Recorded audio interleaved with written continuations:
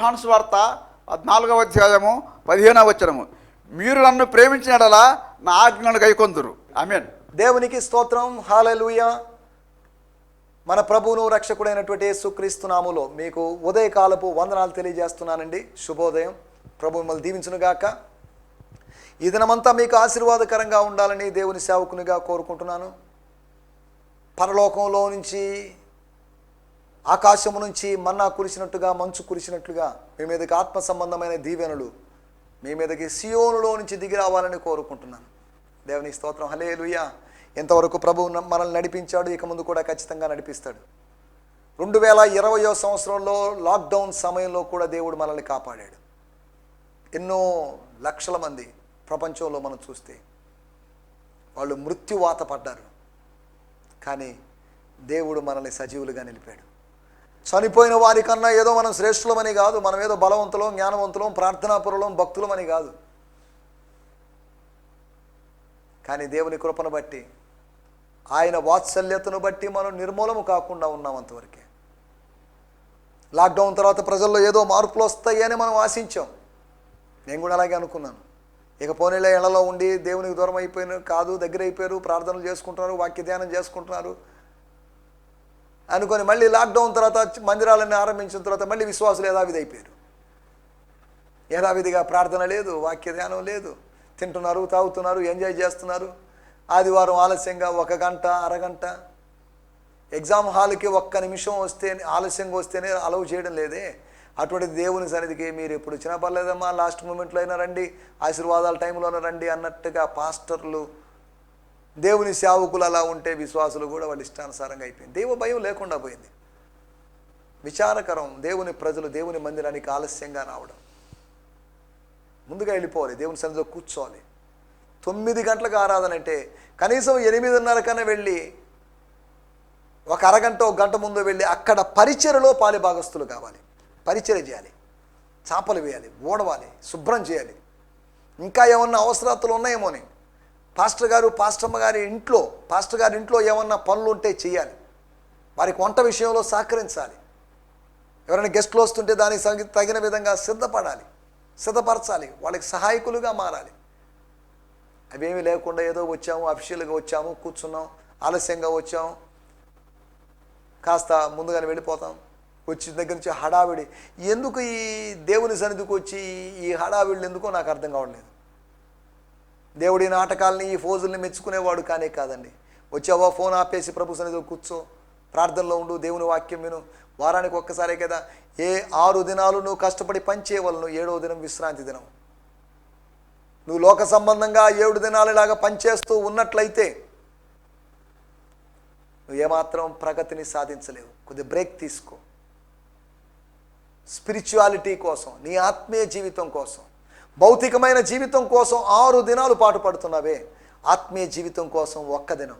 1 దినం అంటే సంపూర్తిగా 24 అవర్స్ ఉన్నటువంటి డే గురించి కాదు, కానీ 1 దినంలో కనీసం 3 గంటలు, 4 గంటలు, 5 గంటలు. కొన్ని ప్రాంతాల్లో సంఘస్థులు ఏం చేస్తారంటే ఉదయాన్నే 9 గంటలకు వెళ్ళిపోతారు. వెళ్ళిపోయి ఆరాధన చూసుకొని అక్కడే భోంచేసుకొని మళ్ళీ తర్వాత మందిరం తరపున సువార్త పరిచర్య చేసుకొని సాయంత్రం 6 గంటలకో 7 గంటలకు తిరిగి వస్తుంటారు. మనోళ్ళు మాత్రం శైలిగా కాసేపు అలా మెరుపులాగా దేవుని మందిరాల్లో మెరిసి వెళ్ళిపోతున్నారు. దీనివల్ల మన ఆత్మీయ జీవితాలకు ఏం ప్రయోజనం? 2-3 వారాలు సక్రమంగా రాకపోయినప్పటికీ కూడా పశ్చాత్తాపం ఏమాత్రం, అయ్యో దేవుని మందిరానికి రాలేకపోయామే అనేటువంటి బాధ లేని విశ్వాసులు ఉండడం చాలా విచారకరమైన విషయం. ఏమైపోతుంది ఈ విశ్వాసుల పరిస్థితి? ఈ విశ్వాసుల యొక్క భవిష్యత్తు ఏంటి? విశ్వాసుల గురించి నేను ఆలోచిస్తుంటాను. ఈ టైం మెయింటైన్ చేయలేని విశ్వాసుల పరిస్థితి ఏంటని. వాటన్నిటి గురించి మాట్లాడుకునే సందర్భం ఇది కాదు, కానీ మనం ధ్యానించుకుందాం. యోహాను సువార్త ధ్యానాల్లోకి వెళ్దాం. 14వ అధ్యాయము 15వ వచనము. Gospel according to John 14th chapter 15th verse. మీరు నన్ను ప్రేమించిన యెడల ఆజ్ఞలను గైకొందురు. మీరు నా ఆజ్ఞలను గైకొంటారు. If you love me you will do what I lead you to do. మీరు నన్ను ప్రేమించుకుంటా అని చెప్తారు. యేసు అంటే మాకు ఇష్టం, I love Jesus, I love India అని ఇలాగేదో చెప్పుకుంటారు. మీరు నన్ను ప్రేమించిన యెడల, మన టైటిల్ కూడా ప్రేమిస్తే ఏమవుతుంది? ప్రేమిస్తే ఏం చేయాలి? ప్రేమించిన ఎడల ఏం చేయాలి? ప్రేమించుకుంటున్నామని ప్రకటించుకుంటూ తిరగడమేనా? మీకు నా మీద ప్రేమ ఉంటే నేను ఆజ్ఞాపించినట్లే చేస్తారు, ఆయన చిత్తాన్ని నెరవేరుస్తారు. ఆయన ఏమేమైతే ఆజ్ఞలు ఇచ్చాడు వాటన్నిటికీ లోపడతారు, వాటన్నిటికీ ఎస్ అంటారు. వాటిలో వేటికి మా వల్ల కాదు సారీ అని అనలేరు. ప్రేమిస్తే చేయాల్సినటువంటి పనుల గురించి మనం ఆలోచించడానికి ప్రయత్నం చేస్తాం. ఈ సందర్భంలో 5 విషయాలు మీకు జ్ఞాపకం చేస్తాను. ప్రేమిస్తే ఏమవుతుంది? ప్రేమిస్తే పెళ్ళి అవుతుందని చెప్తారేమో. ప్రేమిస్తే పెళ్ళి ఏదేంటి నాకు అర్థం కావట్లేదు. మనకు పెళ్ళయింది కాబట్టి, అనగా ఆత్మ సంబంధంగా ప్రదానము చేయబడి పెళ్లి కోసం ఎదురు చూస్తున్నాం కాబట్టి మనం ప్రేమిస్తున్నాం. పెళ్లి కాకముందే ప్రేమించాడు. రాహేలును ప్రేమించాడు, లేయాను ప్రేమించలేకపోయాడు. లేయాను ప్రేమించుంటే ఒకళ్ళు పెళ్లి తర్వాత ప్రేమించాడు. పెళ్లికి ముందు రాహేలును ప్రేమించాడు, ఏ లాభం? అనుకున్న వెంటనే పెళ్లి జరగలేదు, ఆలస్యం అయిపోయింది, వాయిదా పడింది. 14 సంవత్సరాలు ప్రేమించేవాడు పనివాడుగా మారిపోయాడు. ప్రేమ కోసం పనివాడిగా, పని మనిషిగా, దాసుడిగా మారిపోయాడు. భౌతికమైన ప్రేమ నిన్ను దాసత్వంలోకి నడిపిస్తుంది, గుర్తుపెట్టుకోండి. భౌతికమైన ప్రేమ నిన్ను బానిసత్వంలోకి నడిపిస్తుంది. కానీ ఆత్మ సంబంధమైన ప్రేమ స్వాతంత్ర్యంలోకి నిన్ను నడిపిస్తుంది. Spiritual love leads you to liberty, but physical love leads you to bondage. బాండేజ్లో కాదు, బంధకాల్లో కాదు, లిబర్టీలోకి, స్వాతంత్రంలోకి రావాలి. అసలు సిసలమైన ప్రేమ, నిజమైన ప్రేమ, దైవికమైన ప్రేమ స్పిరిచువల్ లవ్వే కానీ ఫిజికల్ లవ్ కాదు. అగాపే ప్రేమ అని చెప్పబడినటువంటి దేవుని ప్రేమ. దేవుడు మన హృదయాల్లో కుమ్మరించేది అగాపే ప్రేమనే కుమ్మరిస్తాడే కానీ ఫిలియో ప్రేమ అని చెప్పబడిన బ్రదర్లీ లవ్, సహోదరుల ప్రేమను కాదు కుమ్మరించేది. కానీ మనం సహోదర ప్రేమ కలిగి ఉంటాం, సహోదరుని ప్రేమిస్తాం. ఆ ప్రేమ వచ్చిందంటే అన్ని ప్రేమలు వచ్చేస్తాయి. అలాగని మన హృదయాల్లోకి కుమ్మరించబడింది ఈరోస్ అని చెప్పబడిన శరీర సంబంధమైన ప్రేమ కాదు. భార్యాభర్తల మధ్యలో ఉండేటువంటి ప్రేమ లాంటి ప్రేమ కాదు. శరీరానికి అతీతమైనటువంటి, లాస్కి అతీతమైనటువంటి, లేకపోతే వివాహ చట్టాలకు అతీతమైనటువంటి ప్రేమ మన ప్రేమ, దేవుని ప్రేమ. అంతేకాకుండా స్టోర్జ్ అని చెప్పబడినటువంటి సామాజిక ప్రేమను, దేశం పట్ల ప్రేమ, దేశభక్తి, నేషనాలిటీ ఉన్నటువంటి స్పిరిట్, ఇవి కాదు దేవుడు మనకు అగాపే లవ్, హిజ్ లవ్. నా శాంతిని మీకు అనుగ్రహించి వెళ్తున్నాను అనగా అలాగే నా ప్రేమను మీకు అనుగ్రహించి వెళ్తున్నాను. లోకం ఇచ్చినట్టు కాదు. లోకం శాంతి ఇస్తుందని యేసుప్రభు చెప్పాడు. కానీ లోకం ఇస్తున్నట్టు ప్రేమ కాదు ఆయన ఇచ్చింది. ప్రత్యేకమైన ప్రేమను ఇస్తున్నాడు. ఏ స్పెషల్ లవ్, ప్రత్యేకమైన ప్రేమ. దేవుని స్తోత్రం, హల్లెలూయా. ఈ సమయంలో ప్రేమిస్తే ఏం జరుగుతుంది? ప్రేమిస్తే మొట్టమొదటి విషయము 21 మరియు 23 వచనాలు మనం గమనిస్తే, యోహాను సువార్త 14వ అధ్యాయం 21 మరియు 23. నా ఆజ్ఞలను అంగీకరించి వాటిని గైకొనువాడే నన్ను ప్రేమించువాడు నా తండ్రి వలన ప్రేమింపబడును. ఎస్, నేనును వాడిని ప్రేమించి వానికి నన్ను కనపరుచుకుంటును. నన్ను ప్రేమించిన యెడల వాడు నా మాట గైకొనును, అప్పుడు నా తండ్రి వారిని ప్రేమించును. దేవుని స్తోత్రం. He holds unto my precepts and carefully observes them. He is the one who loves me, and he who loves me will be loved by my Father, and I will love him, and I will reveal myself to him. దేవుని స్తోత్రం, హల్లెలూయా. Jesus answered and said to him, if anyone loves me, he will do what I say. దేవుని స్తోత్రం.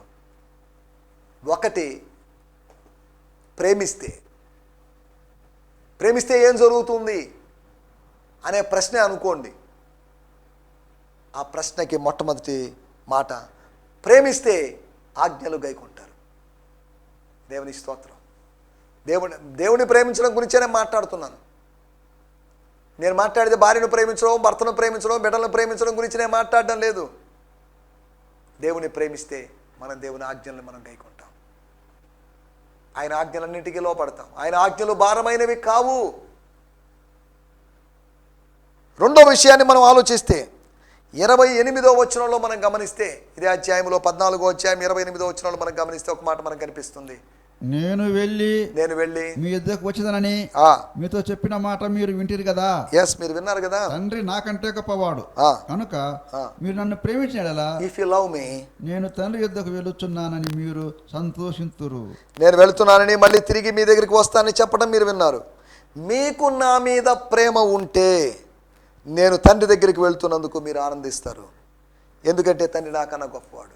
గొప్ప ప్లేస్కి, ఉన్నతమైన ప్లేస్కి, గొప్ప వ్యక్తి దగ్గరికి నేను వెళుతున్నానని సంతోషిస్తారు. అనగా మొట్టమొదటి విషయము ప్రేమ ఉంటే ఆజ్ఞలు గైకొంటాం. రెండోది ప్రేమ ఉంటే ఆనందిస్తాం. Where there is love there is joy. ప్రేమ సంతోషం పక్కపక్కనే ఉన్నాయి ఆత్మఫలంలో. ప్రేమ ఉన్న చోట సంతోషం ఉంటుంది, సంతోషం ఉన్న చోట ప్రేమ ఉంటుంది. వీటి రెండింటిని విడదీయలేం. అంటే రెండు కవల పిల్లలని కాదు నా మాటల యొక్క ఉద్దేశం, కలిసి ఉన్నాయని కాదు, సైమెస్ ట్విన్స్ అని కాదు. చూడండి, ప్రేమ పక్కనే, ప్రేమ సంతోషం. దేవునికి స్తోత్రం, హల్లెలూయా. అనగా మనం ప్రేమిస్తే, శిష్యులారా మీరు ప్రేమిస్తున్నారో లేదో మీ ప్రేమను సంశయించాల్సి వస్తుంది. మీరు నిజంగా ప్రేమిస్తే సంతోషిస్తారు. సంతోషించండి, ఆనందించండి. ప్రేమ సంతాపం చెందదు, ప్రేమ దిగులు పడుతూ కూర్చోదు. ప్రేమ అనేది ఆత్మ సంబంధమైనది. ఆత్మ సంబంధమైన దుఃఖం కాదు మనకు వచ్చేది, సంతోషిస్తాం. ఆ అక్షరార్థమైనటువంటి ఎడబాటు ఉన్నప్పటికీ కూడా ఆత్మ సంబంధమైన సాన్నిధ్యం ఉంది కదా. లిటరల్ ప్రజెన్స్ లేకపోయినప్పటికీ ఒక స్పిరిచువల్ ప్రజెన్స్ ఉంది కదా. ఈయన వెళ్ళిపోయినప్పటికీ తండ్రి లేకపోతే ఆదరణకర్త వస్తున్నాడు కదా. మనల్ని విడవనని చెప్పాడు కదా. నేను మిమ్మల్ని విడవను ఎడబానని చెప్పాడు కదా. ఆయన మాటలను మనం జ్ఞాపకం చేసుకుంటున్నప్పుడు మనకు దుఃఖం రాకూడదు. మీరు దుఃఖపడుతున్నారు, ఏడుస్తున్నారు ఎందుకు? 3.5 సంవత్సరాల తాత్కాలికమైనటువంటి కొంతకాలపు అనుబంధాన్ని బట్టి మీరు బంధం పెంచేసుకొని మరీ సెంటిమెంటల్గా మారిపోయి ఇప్పుడు దుఃఖిస్తున్నారే. దేవుని స్తోత్రం. మనం కొద్దిగా ఆలోచిద్దాం. ఒకటి, ప్రేమిస్తే ఆజ్ఞలు గైకొంటాం. రెండోది, ప్రేమిస్తే ఆనందిస్తాం. ప్రేమ సత్యమునందు సంతోషిస్తుందంట, దుర్నీతి అందు ఆనందించక. దేవుని స్తోత్రం. నీతిలో, సత్యంలో ఆనందిస్తుంది. 1 కొరింథీయులకు రాసిన పత్రిక 13వ అధ్యాయం. ప్రేమ యొక్క 9 లక్షణాల గురించి అక్కడ రాయబట్టి వాటిలోకి వెళ్ళడం లేదు. ప్రేమ సంతోషిస్తుంది. Love rejoices. O rejoice in the Lord. దేవునిలో ఆనందిస్తుంది. సమస్యలు రావచ్చు, కష్టాలు రావచ్చు, వ్యాధులు రావచ్చు, అయినప్పటికీ కూడా సంతోషం. మీ ముఖం మీద ఎప్పుడు చెరగని చిరునవ్వు ఉండాలి. ఎప్పుడు సీరియస్గా ఏడుపు మొఖాలతో ఉండకూడదు. చాలామంది ఏడుపు మొఖాలతో ఉంటారు, ఎప్పుడు గ్లూమీగా ఉంటారు. సంతోషం అంటే వాళ్ళకి తెలియదు, ఎప్పుడు సీరియస్గా ఉంటారు. అలా ఉండద్దు, సంతోషంగా ఉండండి. నవ్వితే 4 సెకండ్ల ఆయుస్సు పెరుగుతుందట. ఆయుస్సును పెంచుకోండి. ఆ ఆయుస్సును ప్రభు కోసం వాడుకోండి. దేవుని స్తోత్రం. ప్రభువునందు ఎల్లప్పుడూ సీరియస్గా ఉండండి అని కాదు, ప్రభువునందు ఎల్లప్పుడూ సంతోషించండి. ఈ మానసిక ఆరోగ్యం మీద కూడా అది ప్రభావాన్ని చూపిస్తుంది. సంతోషమే సగం బలం అన్నారు. సంతోషించండి. భౌతికమైన బలం మానసికమైన బలాన్ని ఇస్తుంది. యెహోవా యందు ఆనందించటం వల్ల మీరు బలం పొందుకుంటారు. దేవుని స్తోత్రం. కాబట్టి ప్రేమ ఇచ్చేటువంటి అనుభవం. ప్రేమిస్తే ఆనందిస్తాం. ఒకటి, ప్రేమిస్తే ఆజ్ఞలు గైకొంటాం. రెండోది, ప్రేమిస్తే ఆనందిస్తాం. ఇంకా 3 పాయింట్లోనే మనం 3వ పాయింట్లోకి వెళ్దాం. 3వ పాయింట్ మనం గమనించినట్లయితే మనకందరికీ తెలిసినటువంటి ఒక ప్రాముఖ్యమైన మాట, వాక్యం యోహాను సువార్త 3వ అధ్యాయము 16వ వచనము. దేవుడు లోకమును ఎంతో ప్రేమించెను. దేవుడు లోకమును ఎంతో ప్రేమించెను. ఏ దేవుడు అని ఆలోచిస్తే యెహోవా దేవుడు లోకమును ఎంతో ప్రేమించెను. తండ్రి అయిన దేవుడు లోకమును ఎంతో ప్రేమించెను. ఆయన తన అద్వితీయ కుమారునిగా పుట్టిన వాని యందు అనగా యేసునందు, యేసుక్రీస్తునందు ఎవరైతే విశ్వాసం ఉంచుతారో ప్రతివాడును నశింపక నిత్య జీవం పొందినట్లు ఆయన అనుగ్రహించెను. దేవునికి స్తోత్రం, హల్లెలూయా. నేను చదువుతున్నాను. దేవుడు ఈ ప్రపంచ ప్రజల్ని ఎంతగానో ప్రేమించాడు. తన ఒక్కగానొక్క కుమారుణ్ణి ఈ ప్రపంచంలోకి పంపించాడు. ఆయన్ని నమ్మిన వాళ్ళెవ్వరూ నాశనం కాకూడదని, వాళ్ళు అనంత జీవితం పొందాలని ఆయన యొక్క ఉద్దేశం. దేవునికి స్తోత్రం. దేవుడు లోకాన్ని ఎంతో ప్రేమించాడు. బాగుంది మాట. సరే, ఇప్పుడు ప్రశ్న ఒకవేళ మనం వేసుకుంటే, ప్రేమించి ఏం చేశాడండి? ప్రేమ అనేది మాటలు కాదు, మనిషి ప్రేమ మాటలేమో కానీ దేవుని ప్రేమ మాటలు కాదు. దేవుని రాజ్యము అనేది మాటలతో కాదు, శక్తితో కూడుకుంది అన్నట్టుగా ప్రేమ అనేది మాటలతో కూడుకున్నది కాదు, క్రియలతో కూడుకున్నది. ప్రేమ అంటే love in action. Love is it's action. అది ఒక క్రియ. ఏం క్రియ? దుష్టక్రియ అని కాదు, ఒక దైవికమైన క్రియ. దేవుడు లోకమును ఎంతో ప్రేమించి దేవదూతలను అప్పుడప్పుడు లోకానికి పంపించి లోకంలో భక్తుల యొక్క క్షేమ సమాచారాలు తెలుసుకుంటున్నాడని కాదు. దేవుని స్తోత్రం. తన కుమారుణ్ణి పంపించి లోకము యొక్క బాగోగులు తెలుసుకోవడానికి కాదు. లోకం బాగలేదని తెలిసింది, భూమి అంతా బలాత్కారముతో నిండి ఉంది అని ఆదికాండము 6వ అధ్యాయంలో చెప్పబడినట్లుగా దానికన్నా అనేక రెట్లు అధికంగా జలప్రళయం ద్వారా, సొదమ గొమర నాశనం కావడం ద్వారా ప్రపంచం ఇంకా ఏం పాఠం నేర్చుకున్నట్టుగా కనిపించడం లేదు. ఎంత శిక్షలు వచ్చినా బుద్ధి రాని ప్రజలు గాడిదలాగా యోచన లేకుండా, ఎద్దులాగా యోచన లేకుండా ఇలా ఉన్న ప్రజలుగా కనిపిస్తున్నారు. మూడో విషయం మనం అర్థం చేసుకుంటున్న విషయము, ప్రేమిస్తే ఏం జరుగుతుంది? ప్రేమిస్తే అర్పిస్తాం, ఆఫర్ చేస్తాం. దేవుడు లోకమును ఎంతో ప్రేమించను. దేవుడే కుమారుడిగా మారి కుమారుని రూపంలో ఈ లోకానికి వచ్చాడు. ప్రపంచ ప్రజలను తాను ఎంతగా ప్రేమిస్తున్నాడు అనడానికి ప్రపంచ ప్రజలతో మమేకమైపోయి లోకస్తులతో లోక సంబంధంగా ఆయన మమేకమయ్యాని కాదు, ఆయన తన విధానములోనే ఉన్నాడు. కానీ ప్రజలతో కలిసిపోయాడు, ఏకమైపోయాడు, మింగిల్ అయిపోయాడు. వాళ్ళ కోసం తన ప్రాణాన్ని అర్పించాడు. దేవుడు లోకాన్ని ఎంతో ప్రేమించాడు. ఎలా ప్రేమించాడు అంటే దాని వివరణే 3వ అధ్యాయం 16వ వచనంలో 2వ భాగంలో కనిపించేది. తన కుమారుణ్ణి సిలువకు అప్పగించునంతగా, తన కుమారుణ్ణి సిలువకు అప్పగించి సంహరించునంత ప్రేమ. మామూలు ప్రేమ కాదు, అది క్రియాత్మకమైన ప్రేమది. ఆది కాండంలో మనం గమనిస్తే దేవుని ప్రేమ సృజనాత్మకమైన ప్రేమ, దేవుని ప్రేమ క్రియాత్మకమైన ప్రేమ కూడా. దేవుని స్తోత్రం. ఇటు ప్రేమను నువ్వు ఎప్పుడైనా అనుభవించావా? ప్రేమను ఎప్పుడైనా పొందుకున్నావా? పొందుకోవాలని ఆశపడ్డావా? ఈ ప్రేమ కావాలా నీకు? రోమాపత్రిక 5వ అధ్యాయంలో రాయబడింది, పరిశుద్ధాత్మ ద్వారా మన హృదయముల్లో ప్రేమ కుమ్మరించబడుతున్నది. ప్రేమను కుమ్మరిస్తున్నాడు దేవుడు. కొద్దిగా ఇస్తున్నాడని కాదు, చెంచాలతో కొలిచి కొద్దిగా తీర్థం ప్రసాదం నోట్లో పోసినట్టు పోస్తున్నాడని కాదు, కుమ్మరిస్తున్నాడు. He's pouring out love. ఆత్మ ఫలాన్ని ఇస్తున్నాడు. దేవుని స్తోత్రం. హల్లెలూయా. మనకు ప్రేమ కావాలి. ఆ ప్రేమ పైనుంచి వస్తుంది. ప్రేమ భూమి నుంచి వచ్చేది కాదు, ప్రేమ పాతాళం నుంచి వచ్చేది కాదు, ప్రేమ పైనుంచి వచ్చేది. Love comes from above. ప్రేమ మనిషి హృదయంలోంచి, ఒక స్త్రీ హృదయంలోంచి, ఒక పురుషుని హృదయంలోంచి వచ్చేది కాదు, ప్రభు హృదయంలోంచి వచ్చేది. దేవుని స్తోత్రం. హల్లెలూయా. మూడో విషయము, ప్రేమించిన వాడు అర్పిస్తాడు. ఒకటి, నన్ను ఎవడైనా ప్రేమిస్తే అనగా ప్రేమించిన వాడు చేసేటువంటి పనులు, ప్రేమించేవాడి యొక్క కార్యాల గురించి. ప్రేమిస్తే ఏమవుతుంది? ప్రేమిస్తే ఆజ్ఞలు గైకొంటాడు, ప్రేమిస్తే ఆనందిస్తాడు, ప్రేమిస్తే మూడవదిగా మనం ఆలోచించాం, అర్పిస్తాడు. అనగా ఏవో అర్పణలు బలులు తీసుకొని, నైవేద్యాలు తీసుకొని అవి ఇవి చేస్తాడు కాదు, తనని తాను సాక్రిఫైస్ చేసుకుంటాడు, అర్పించుకుంటాడు. దేవునికి అర్పణ చేయడానికి కొన్ని లక్షల కోట్ల గొర్రెలు, మేకలు, పొట్టేళ్ళు ఆయన తీసుకుని వాటిని అర్పించలేదు, కానీ వీటన్నిటికీ బదులుగా తన కుమారుని రక్తాన్ని చిందింపజేశాడు. తన కుమారుని శిలువ బలిపీఠం మీదకి ఎక్కించాడు. దేవుని స్తోత్రం. హల్లెలూయా. నాలుగో విషయాన్ని నేను మీకు జ్ఞాపకం చేస్తాను. 1 యోహాను పత్రిక 2వ అధ్యాయము 10వ వచనం. 1 యోహాను 2:10లో మనం గమనిస్తే అక్కడ ఒక మాట మనం చూస్తాం.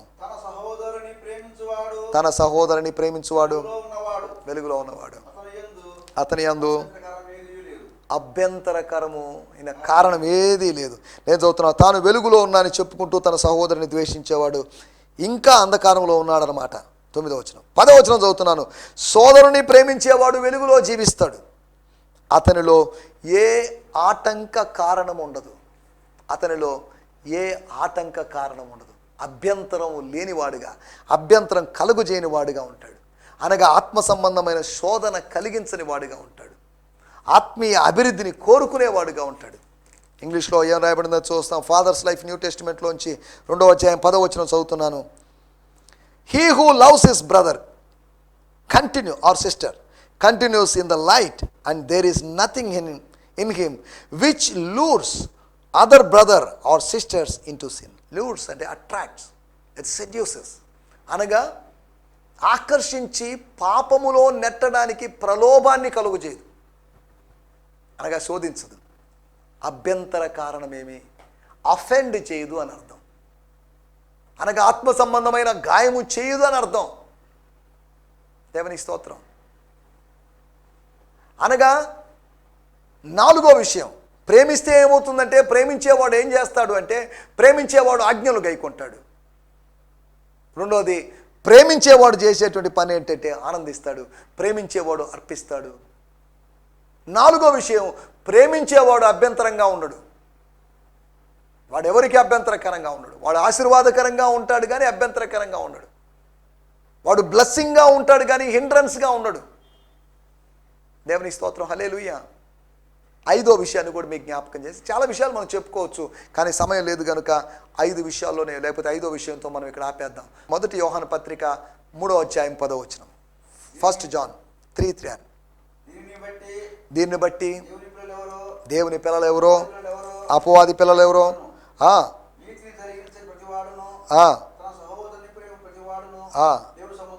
yes, this is the way in which the offspring of God are revealed and the children of the devil are exposed. Whoever does not express purity or character is not of God, neither he who does not love his brother. అంటే ఏంటి ఇక్కడ రాయబడినటువంటి మాట, లేదా మనం అర్థం చేసుకోవాల్సినటువంటి మాట ఏంటంటే, నేను చదువుతున్నాను 1 యోహాను పత్రిక 3వ అధ్యాయము 10వ వచనం నుంచి నేను చదువుతున్నాను. అక్కడ రాయబడిన మాటలు ఏంటంటే, స్తోత్రం స్తోత్రం స్తోత్రం.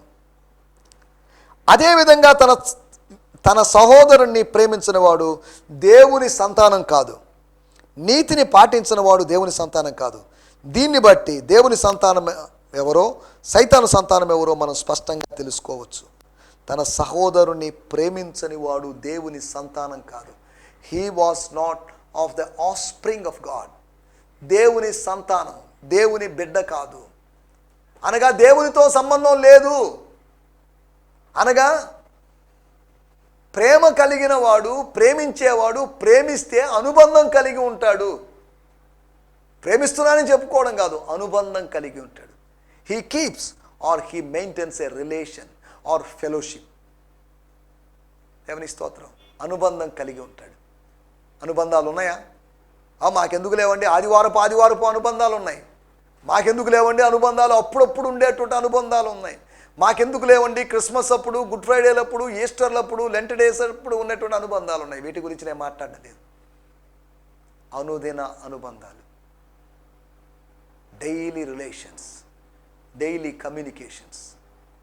అనగా ఆత్మ సంబంధమైన ప్రేమ కలిగిన వాడు అనుబంధాన్ని కలిగి ఉంటాడు, అనుబంధంలో కొనసాగుతాడు, టచ్లో ఉంటాడు, డైలీ టచ్లో ఉంటాడు. ఎవరితో? ఫ్రెండ్స్తో కాదు, వాట్సాప్లో కాదు, ఫేస్బుక్లో కాదు. ఇవన్నీ మంచిదే, ఇవి చేసుకుందాం, వీటి ద్వారా మనం ఆత్మ సంబంధమైన అనుబంధాలు పెంచుకుందాం. అనుబంధాన్ని కలిగి ఉంటాడు. ప్రేమిస్తే అనుబంధంలో ఉంటాడు, ఆత్మీయ అనుబంధంలో ఉంటాడు, దేవునితో సంబంధంలో ఉంటాడు. ఏ విధంగా 3-4 పూట్ల భోంచేస్తాము, లేదా టిఫిన్, లంచ్, డిన్నర్ చేస్తాము, అలాగే ఆహారంతో, వంటగదితో, డైనింగ్ హాల్తో మనకు అనుబంధం ఉంటుందో, అలాగే దేవునితో అనుబంధం ఉంటుంది. దేవుని స్తోత్రం, హల్లెలూయా. దినమునకు నేను 7 మార్లు ప్రార్థించుతున్నాను అని అన్నాడు భక్తుడు. దినమునకు 3 మార్లు ప్రార్థన చేసిన దానియేలు గురించి మనకు తెలుసు. మనం వారానికి 1 సారో 2 సార్లు దేవుని మందిరంలో కలుసుకుంటే దేవుని మందిరంలో సదాకాలం నివసించాలని ఆశ కలిగి ఉన్నాడు భక్తుడు. దేవుని మందిరంలో నివసించేవారు ధనులు అని చెప్పబడింది. దేవునికి స్తోత్రం, హల్లెలూయా. నా మాటలు ఇక్కడ నేను ముగిస్తున్నాను. మనం 5 విషయాలు ఆలోచించాం. ప్రేమిస్తే, ప్రేమించే వాడిలో ఉన్నటువంటి గుణాలు, సద్గుణాల గురించి, the characteristics of a man who loves, దాని గురించి మనం మాట్లాడుకుంటున్నాం. 1, ప్రేమించే వాడిలో కనిపించేటువంటి లక్షణాలు. అవి ఏంటి అంటే, వాడు ఆజ్ఞలు గైకుంటాడు. 2వ విషయము ఏంటంటే, వాడు ఆనందిస్తాడు. 3వ విషయము ఏంటి అంటే, వాడు అర్పిస్తాడు తన జీవితాన్ని, తన దేహాన్ని, తన తలాంతుల్ని, తన కలిగిన వాటిని, తన కష్టార్జితాన్ని, తన దశమ భాగాన్ని. ఇవన్నీ this a part of love. ఏదో దశమ భాగం చర్చ్లో ఇవ్వమని చెప్పారు కాబట్టి it's a part of love. అంటే లవింగ్ ఈజ్ గివింగ్ అన్నమాట. అనగా ప్రేమించడం అంటే ఇవ్వడమే. ఇవ్వకుండా ప్రేమ అనేది పరిపూర్ణం కాదు. ఇవ్వకుండా నేను ప్రేమిస్తున్నాను చెప్పుకోవడంలో అర్థం లేదు. తర్వాత 4వదిగా వాడు అభ్యంతరంగా ఉండడు, అభ్యంతర కారణంగా ఉండడు, అభ్యంతర పరచడు. 5వది మనం వాడి గురించి ఆలోచించాం, వాడు అనుబంధం కలిగి ఉంటాడు. దేవుని స్తోత్రం, హల్లెలూయా. కాబట్టి ప్రేమిస్తే అని అంటున్నప్పుడు ఈ 5 అనుభవాలు మనలో ఉన్నాయా అని పరిశీలించుకుందాం. ఈ అనుభవాలు లేకుండా ప్రేమ ప్రేమ అనడంలో అర్థం లేదు. ఈ లోక సంబంధంగా టీనేజ్ యవనస్తులు లేకపోతే టీనేజ్ పిల్లల్లాగా ప్రేమలాగా ఉద్రేకపూరితమైన ప్రేమగా ఉంటుందే కానీ ఆత్మ సంబంధమైన ప్రేమగా అది ఉండే అవకాశం లేదు. దయచేసి తలలోంచండి, కళ్ళు మూసుకోండి, చిన్న ప్రార్థన చేసుకుందాం. ప్రార్థనలో ఏకీభవించామనడానికి గుర్తుగా నాతో కలిసి చివరన ఆమేనని పలకాల్సిందిగా కోరుతున్నాం. మధ్య మధ్యలో దేవుని స్తుతిస్తూ మీరు ప్రార్థనలో ఏకీభవించవచ్చు. దేవుని స్తోత్రం. ప్రార్థన. పరిశుద్ధుడమైన మా దేవా, మహోన్నతుడా, మహాగణుడా, మీ నామాన్ని స్తుతిస్తున్నా. మీరు మాకు వినిపించిన మాటల కొరకే మీకు వందనాలు. మేము ప్రేమిస్తున్నాం అనుకుంటున్నాం కానీ నిజంగా ప్రేమ లేని వారుగా ఉంటున్నామేమో. ప్రేమరాహిత్యం మా జీవితాల్లో, పరిశుద్ధులు మనబడినటువంటి మా జీవితాల్లో కనిపిస్తుందేమో ప్రభువా. పశ్చాత్తాపడి నీ సన్నిధికి వస్తున్నాం. ఈ సమయంలో మీరు మాకు వినిపించిన మాటల కొరకే మీకు వందనం చేస్తున్నాం. దేవా మీకు వందనాలు. ప్రేమిస్తే ఆజ్ఞలు గైకుంటారని, ప్రేమిస్తే ఆనందిస్తారని, ప్రేమిస్తే అర్పిస్తారని, ప్రేమిస్తే అభ్యంతరంగా ఉండరని, అభ్యంతర కారణంగా ఉండేటువంటి అవకాశం లేదని, అంతేకాకుండా ప్రేమిస్తే అనుబంధం కలిగి ఉంటారని మీరు మాకు తెలియజేసిన మాటల కొరకే మీకు వందనాలు. ప్రేమలో ఇన్ని విషయాలు దాగినని, ఈ ప్రేమ యొక్క పంచసూత్రాలను మేము పాటిస్తూ ముందుకు సాగడానికి సహాయం చేయండి. ప్రేమ క్రియాత్మకమైనదని మీరు మాకు తెలియజేశారు. అట్టి క్రియాత్మకమైన దైవికమైన ప్రేమలో మేము ముందుకు సాగుతూ సహాయం చేయండి. ప్రభువా మీకు వందనాలు చెల్లిస్తున్నాం. మీరు తెలియజేసిన ప్రతి మాట కొరకే మీకు వందనం చేస్తాం. అట్టి దివ్యమైన ప్రేమను మీ బిడ్డల యొక్క హృదయాల్లో కుమ్మరించమని యేసుక్రీస్తు నామములోనే ప్రార్థించడుగుతున్నాం తండ్రి. ఆమేన్. దేవుని స్తోత్రం. మీ అందరికీ వందనాలు. ప్రభు చిత్తమైతే మరొక ఎపిసోడ్లో కలుసుకుందాం. అప్పటి వరకు దేవుడు అద్భుతంగా మిమ్మల్ని నడిపించును గాక. ఆమేన్. హల్లెలూయా. ఈ సందేశము మీకు ఆశీర్వాదకరంగా ఉందని నమ్ముచున్నాము. ప్రార్థన అవసరతల కొరకు మమ్మల్ని సంప్రదించవలసిన మా చిరునామా గిద్యోన్ మిషన్ చర్చ్, 6వ వీధి, శాంతినగర్, నెల్లూరు 4, ఆంధ్రప్రదేశ్. పిన్ 524004. మా ఫోన్ నంబర్లు 7036443613 మరి ఒక నంబర్ 9392293010.